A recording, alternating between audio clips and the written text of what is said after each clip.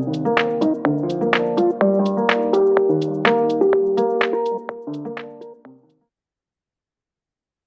and welcome to the Your Way podcast. So we have a first for the Your Way podcast this week, and it is our first guest interview. So whilst there were some guest interviews on the old podcast, this is our first, and I am delighted to welcome Mary Wall to the show today. Hello, Mary. Hello, Louise. I'm delighted to be your first podcast guest on this one. I had no idea. Yeah, What an honour. I am truly honoured. And so the title of the podcast today is Avoiding a Holiday Hangover. And I really wanted to have Mary on. So I have known Mary for about a year, I think, about a year. And I love watching the work that she does, and I've loved watching the evolution of her less wine, more you offerings. And I just think this time of year is there's so much pressure to drink, and there's so many opportunities to get absolutely shit-faced, you can swear, by the way, and then feel absolutely rotten the next day, right? Now, what this isn't is everybody should be sober, no one should drink alcohol, blah, blah, blah, blah, blah. Like, this is the Your Way podcast. It's about each individual doing it their way. But I really wanted to have you on so that those people who are out there thinking about maybe it would be nice to have a Christmas where I didn't have a hangover the whole time. Yeah. And start to think about how they could go about that. And also, for anyone, wanting to dig in a little bit, to think about, well, why am I getting shit-faced so often? And what's going on there for me? So, yay, there is so much in there. First thing, and I'll come back to this, I got kicked out of the brownies. That's for another story.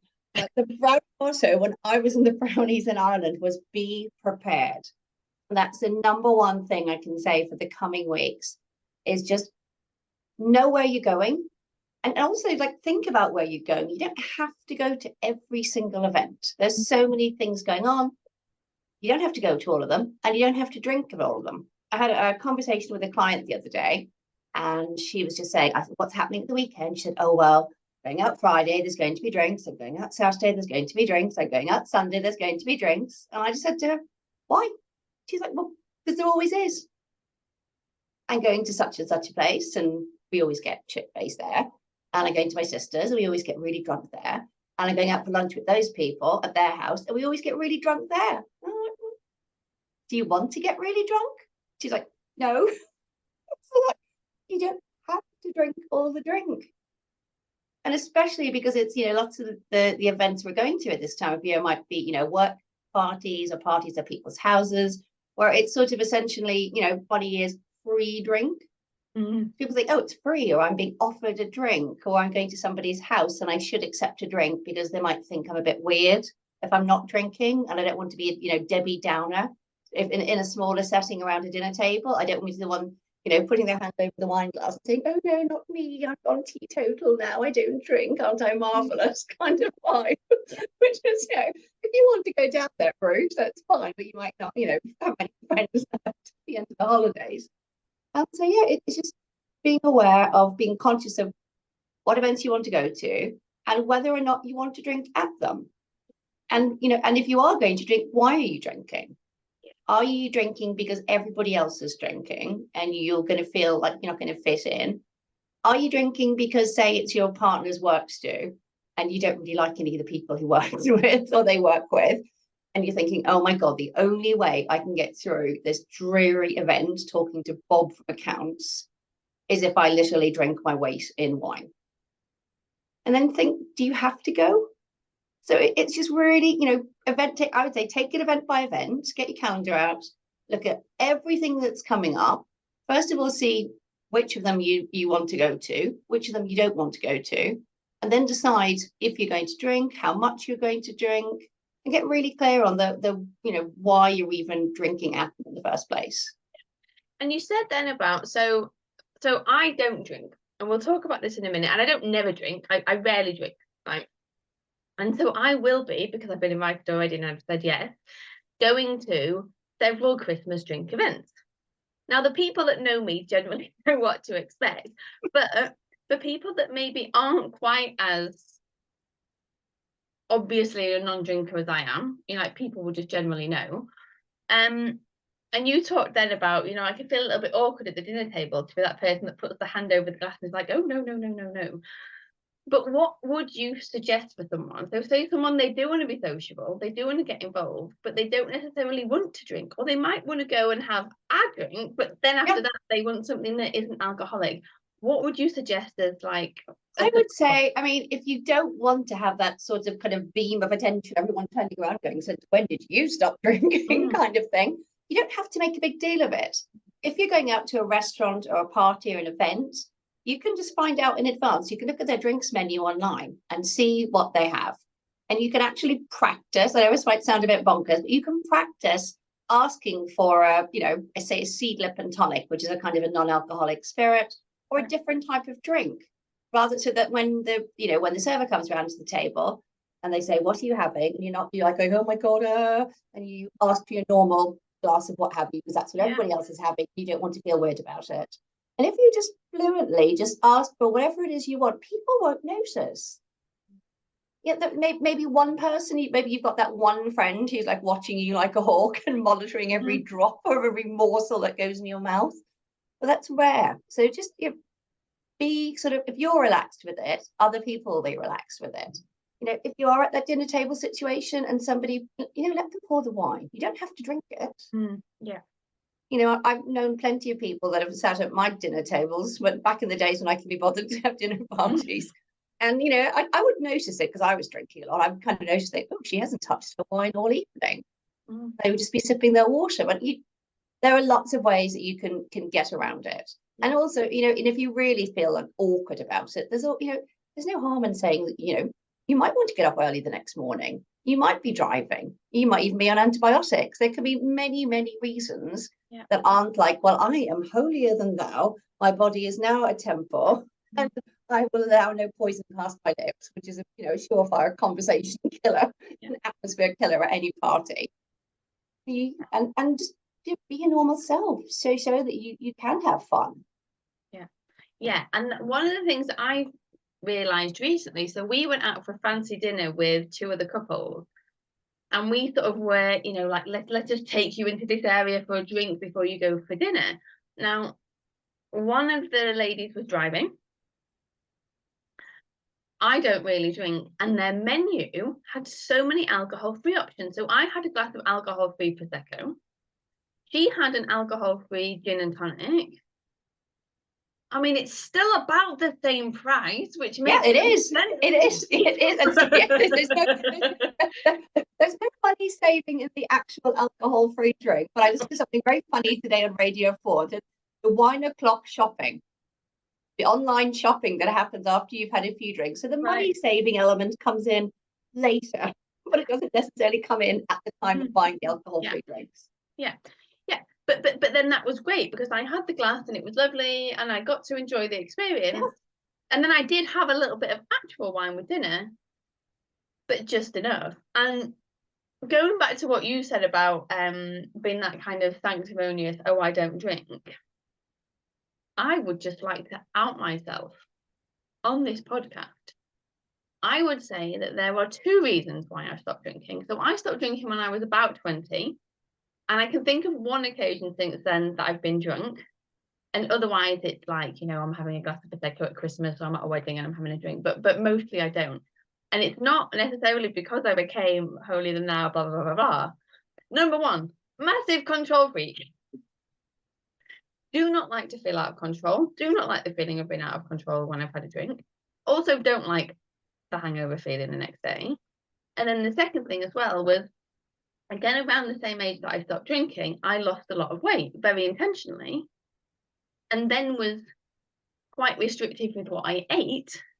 And if I drank, my willpower to not eat properly reduced. Absolutely. And I would eat, right? So I'm not here like, oh, well, now my body is a temple. Now my reasons for not drinking now are different, but it's just there's been a period of time, which is like close to 20 years now, of not drinking. So I don't miss it. It's just not a part of my life. But I think that's very, very interesting. So for me, I think without those two things, I probably would have been a very heavy drinker, because I would have drank as a way to cover up how I felt. Yeah. Now, I chose my particular poisons were food or no food, exercise, and overworking, mostly. But I do think it's an interesting thing to look at in terms of, well, why do we drink? Or for me, why don't I drink? But why do people drink in the first place? Because a lot of the time it isn't actually anything to do with the alcohol.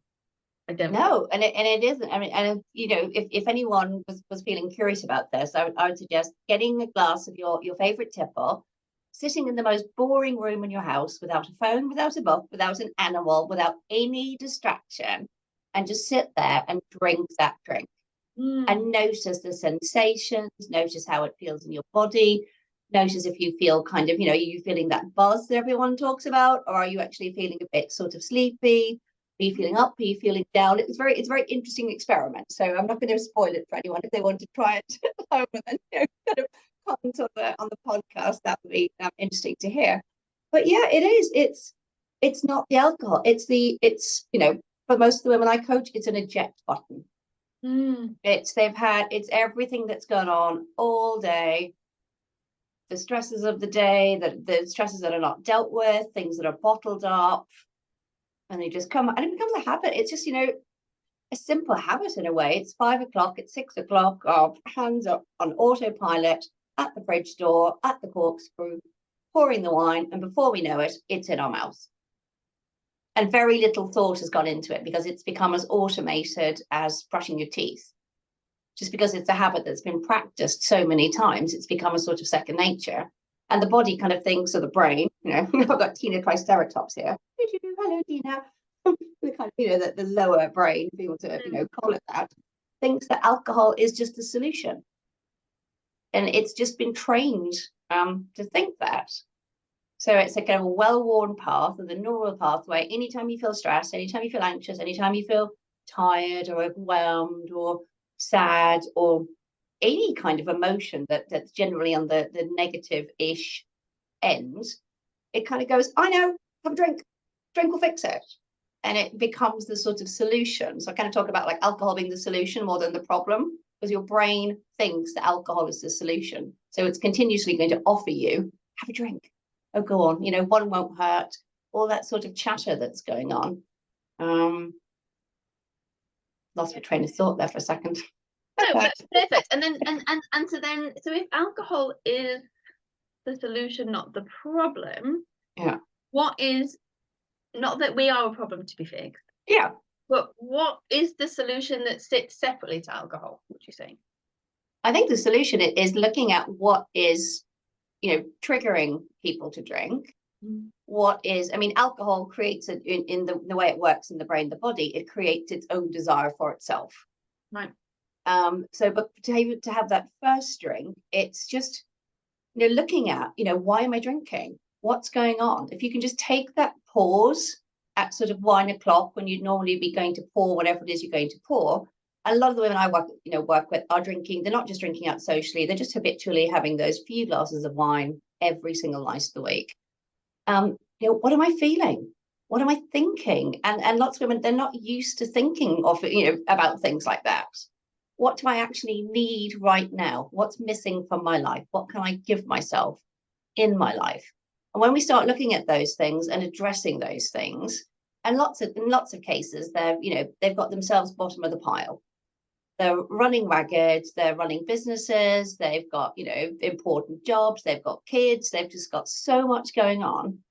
And they're just not taking care of themselves at all, because everybody else's needs are coming first. So that wine is like, this is for me, this is my time. I speak to women, I've got a friend and she says, no, I'm not ready to give up. She said, my wine is all I've got. And I think for lots of women, they feel that's all they have is that, that wine o'clock. So it's addressing, what else is happening in their lives so that they don't feel that need then, that is their out, that is their escape, that they have a life they don't need to escape from. They have, they're able to manage their stress so that, a bottle of wine isn't the only way that they get to do it. Because in actual fact, the drinking then creates more stress. If they're not sleeping well and they're waking up in the morning anxious, and then they're worried about the drinking, they're thinking, oh God, am I drinking a bit too much? It's getting a bit out of hand. And then that creates more stress that's adding on to all the other stress for the next day. So then 5 o'clock comes around again and it's a vicious circle. So it's addressing all the stresses and the faulty thinking, the limiting kind of thoughts and beliefs around alcohol. I mean, you had your confession. I'll give you mine. I used to believe up until, embarrassingly recently, within the past couple of years, that people who didn't drink were boring and weird, frankly. They were kind of a bit odd. I remember being at a kind of a fancy country house party thing with friends of my husband's family a couple of years back, and there was this couple, and they, not only were they vegan, but they didn't drink.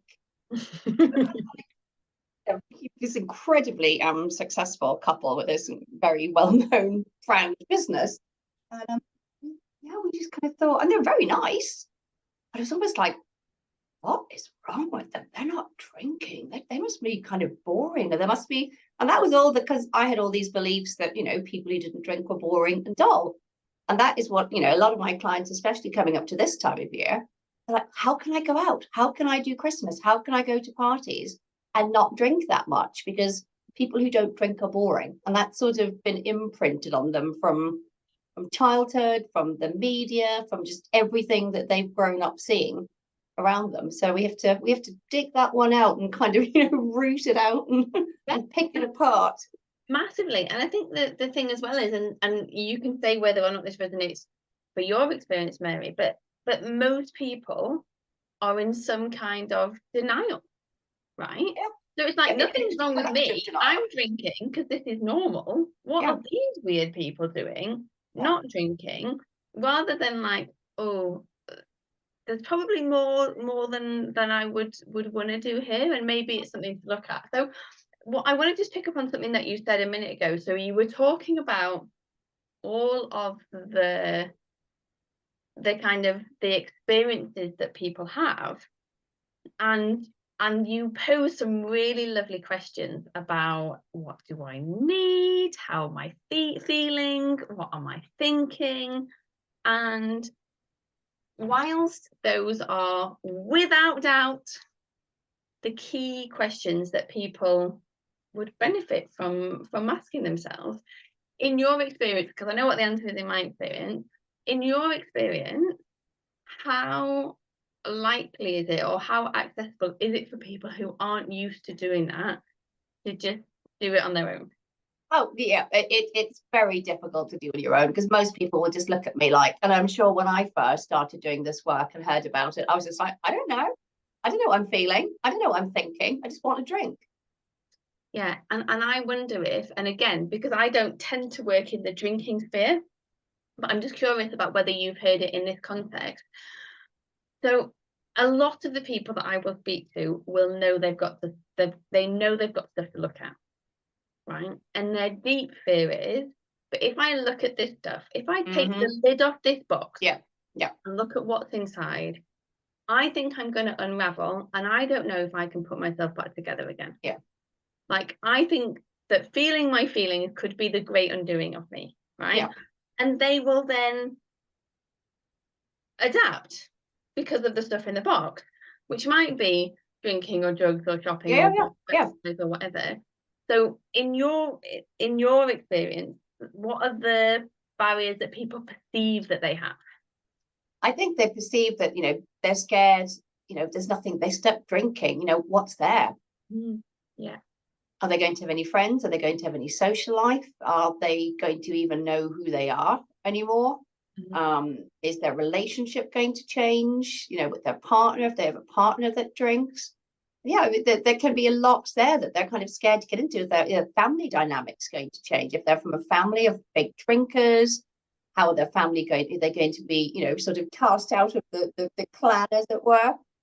There's a lot of fear that keeps women drinking, and it's there's a lot. There's, you know, they know that I speak to so many women that they know they want to stop, they desperately want to stop, they know it's doing them no good, but yet there's that fear still holding back of, you know, my relationship, you know, my husband. I mean, I'll give an example with my husband. That was actually something that stopped me a lot for a long time. Was that, you know, when Nick and I were, you know, first together, we were together a long time before we had kids. We lived in the States. We'd go out, we'd sit at bars, we'd drink. We'd go out every night to bars and restaurants, kind of eating, drinking. That was just our thing. We were sort of bon viveurs, as it were. It was good food and good wine, and that was just what we did. And then I think that translated, you know, to sitting at home in the kitchen once we were at home with kids, and that was the connection. And I kind of felt, oh God, this is really our main connection. We don't go out very much. We live in a rural area.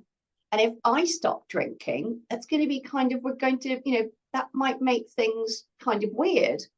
And it did stop me, that thought, for a long time. But I decided, you know, I'd had enough. And then amazingly, he stopped within a couple of months of me not drinking. So now we're kind of like connecting over, going, oh my God, how is it amazing, how great we feel, you know, not drinking, kind of thing. And can you believe how bad we used to feel? And oh my God, what must we have been like, kind of, you know, conversations.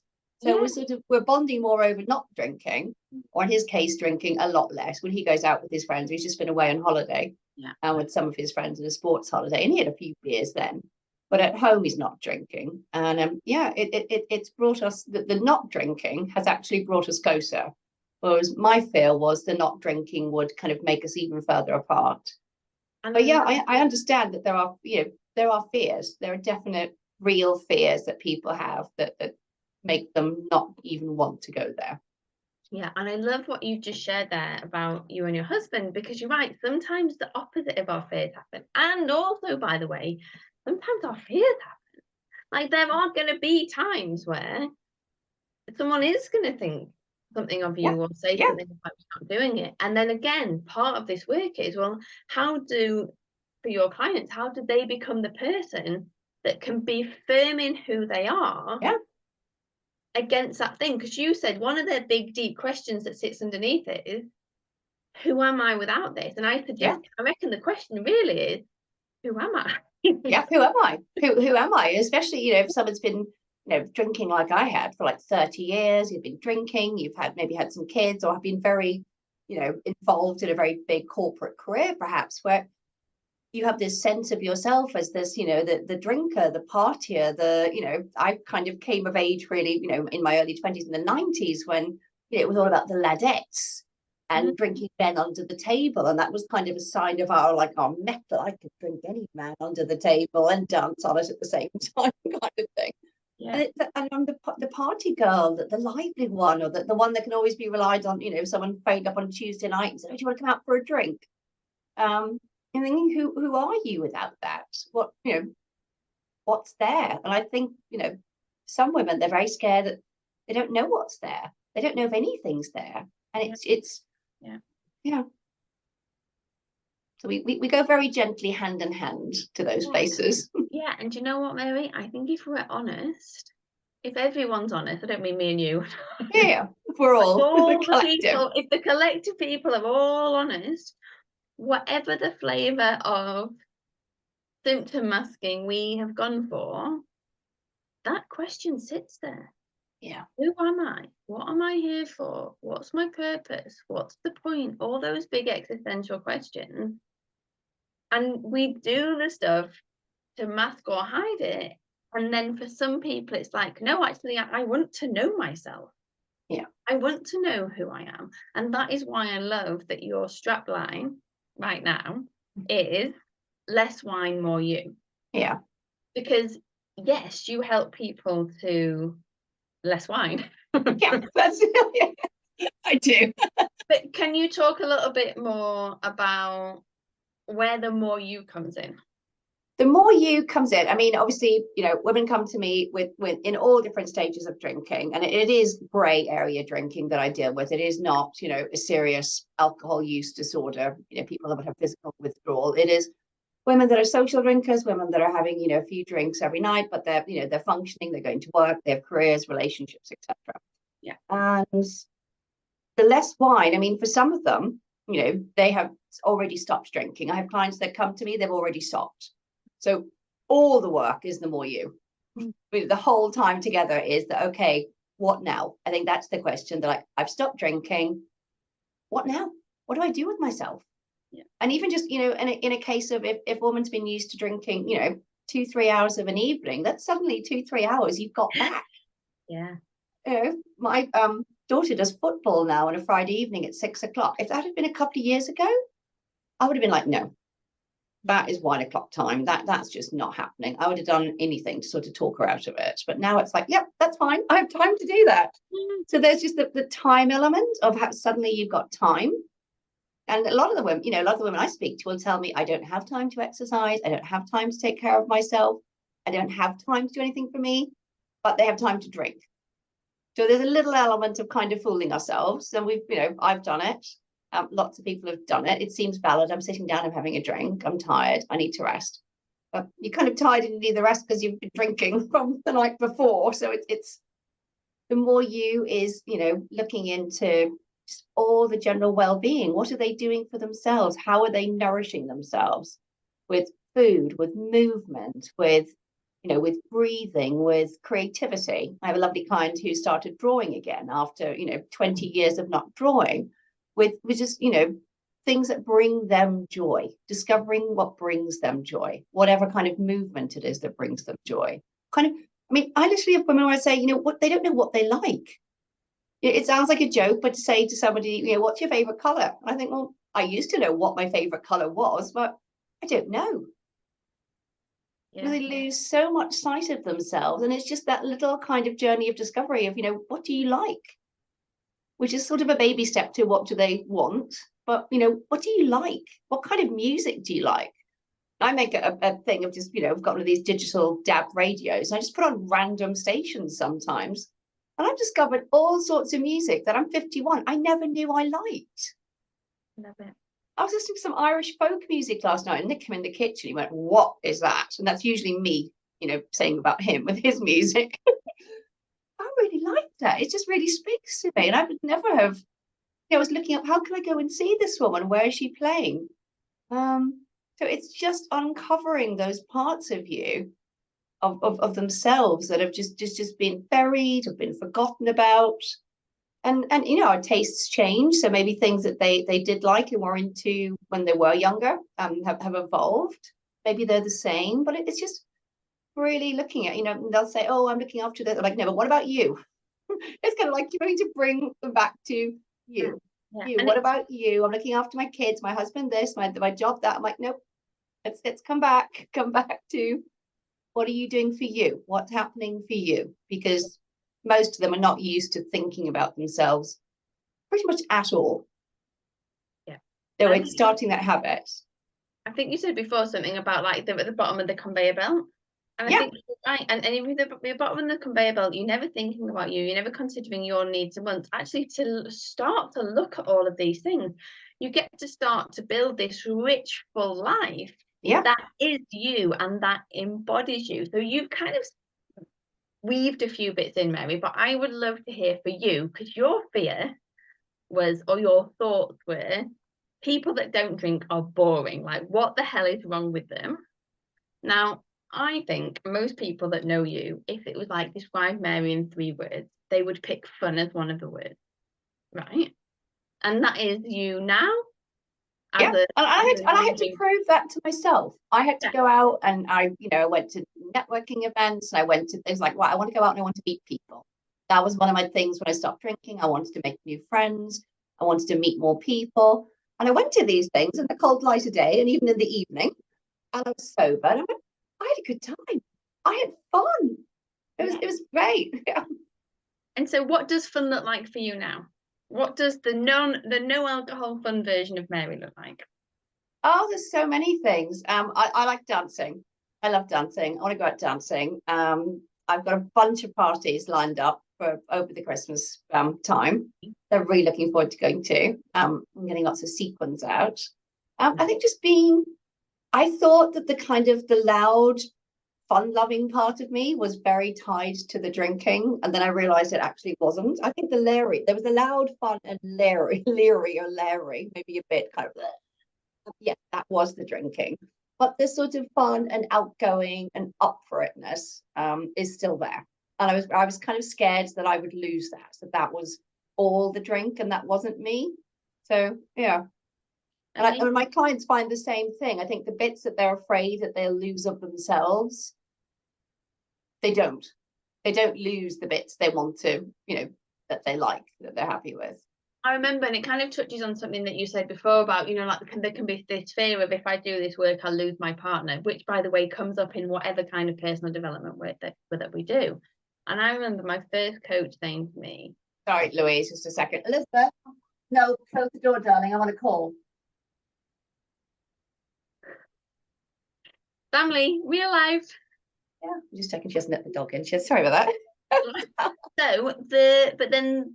So my fear was, the more of the work that I did on myself, the more it would move me away from my husband. And my coach was like, you're doing this work to have a better relationship with yourself and to bring more love into your life for yourself. She's like, more love is only ever going to create more love.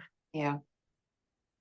And she was so right. It doesn't mean every time one of us goes through quite a growth period, it's not like, oh God, is this the thing that's finally going to end? But I think so often the fears are misplaced. And if the fears aren't misplaced, I think it's because people deep down know that the thing isn't right for them anyway. Yeah. And there's always going to be fear of the unknown and fear of change. I mean, we don't like change as humans. We even when things are, not great. It's kind of easier to the devil is the expression that we use a lot. But yeah, I think I have never met anyone who drank less, who decided to drink less or stop drinking and hasn't felt their life get better as a result of it. I love that. And so what happens to your clients? I know you've already talked about it a bit, but I just to bring it all together. What happens to your clients when they focus on them instead of alcohol? Oh, it's amazing. I'm trying to think of I'm trying to think of one in particular. They just start realizing that they've got so much more control over their lives than they thought. They start recognizing, I have a client who's recognizing that there's a friend she needs to let go that was just a drinking friend, someone that hasn't been there for her, and she's okay with that. I have a friend who's was having a lot of she was literally had started instructing a divorce lawyer, and they've come way back from that because she realizes now that she's not she is not responsible for his emotions. They went away for a weekend. He drank, he got drunk, he got cranky, he got whatever. And she said, Vera, you'd be so proud of me. I just let him. I let him just get on with it. I didn't let him affect my mood. I stayed as I was. So it's just that sense of having agency in their lives, having control of their lives. I have a client who's applying for a PhD and she's writing a second book. And it's just it's lovely to witness. It's just so exciting to witness, is that recognizing at first that yes, you can stop drinking, you can drink less, and it is so much easier than you think possible. And they won't know themselves. You get to the end of 3 months and they're kind of like, who am I? Who was that person?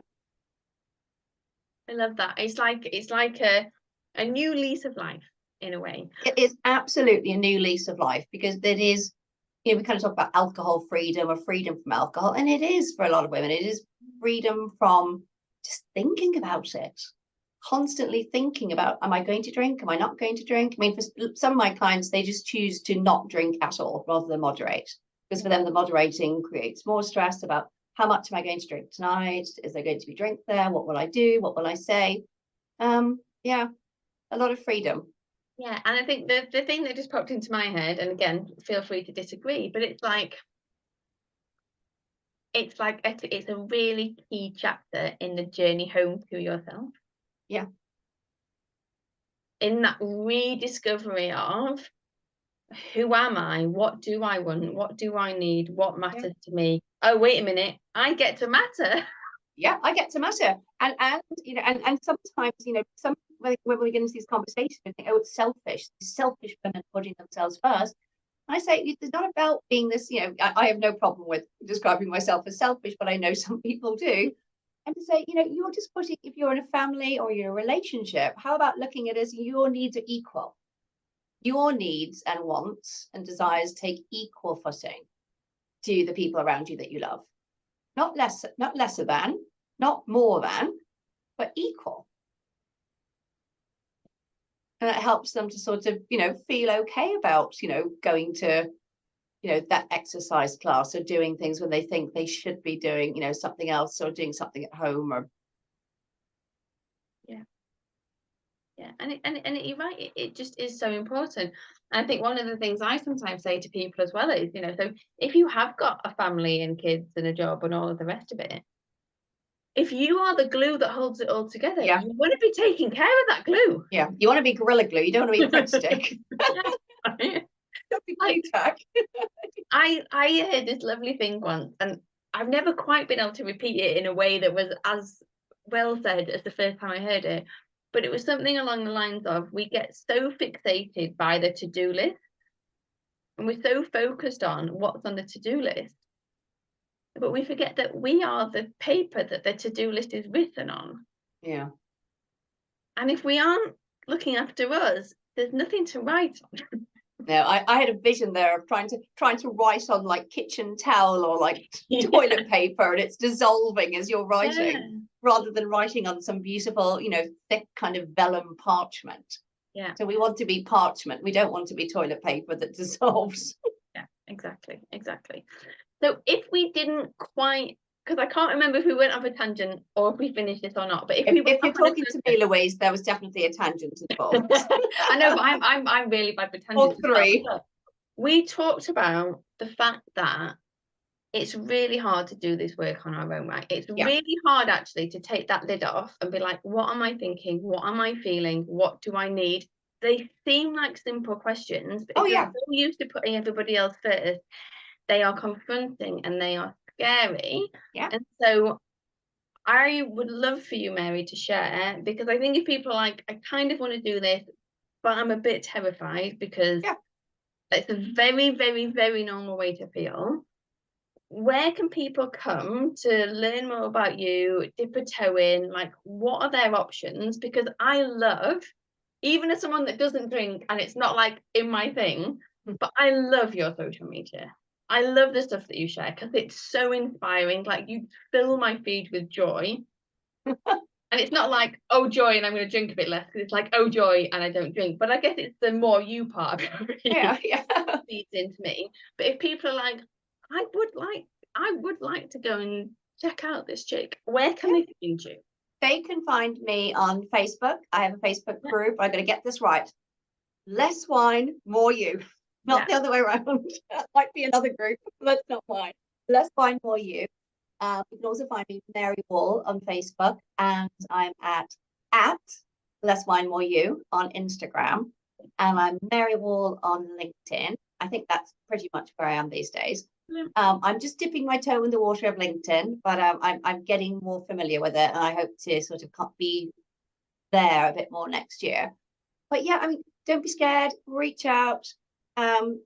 It's weekly coaching, but I'm very much I leave my clients little kind of love notes and voice messages during the week, and I check in how they're getting on, and I know if they have events coming up, so I kind of check in before an event just to remind them of what we talked about. And they leave me voice notes back saying how things went, and it's really nice. There's a lot of support, there's a lot of accountability.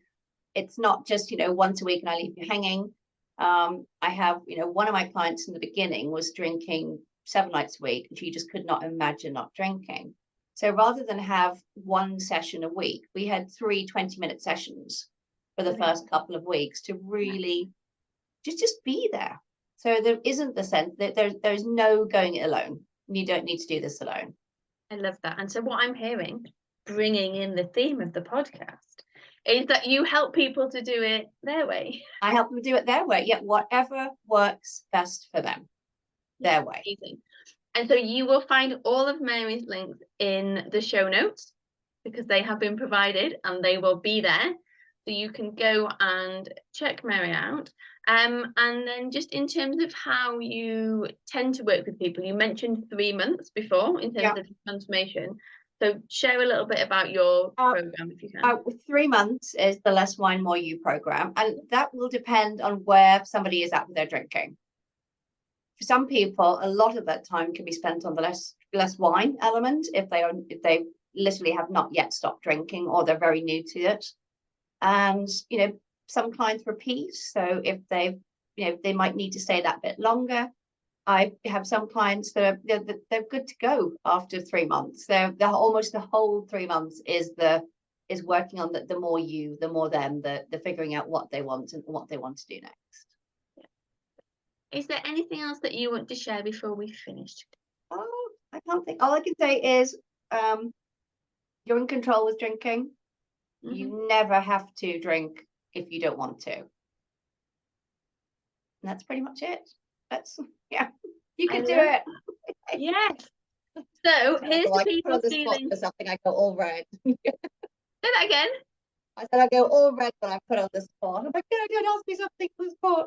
Oh God, I got asked a question on a podcast that I was on recently, and the question was, name someone that's like inspirational to you that you really look up to. And I was like, yeah, I'm kind of scraping around for that. I know. Like, I can't think of anybody. And she was like, I think a lot of the time it's because we just hold ourselves on such a pedestal that that no one meets those ideals. And I'm like, no, I just don't think there's that many. I just don't think that many interesting people. You've got Oprah. So I know how you feel. So this is our penultimate podcast episode before we have a couple of weeks off over the Christmas period. Go and check Mary out if you are kind of curious and interested to explore a life with less alcohol. You will be in very good hands, and I will see you next week when we are talking about how to rest and how we give ourselves permission to rest. It's a good one. All right, take care. See you soon. Thanks, Mary. Thank you.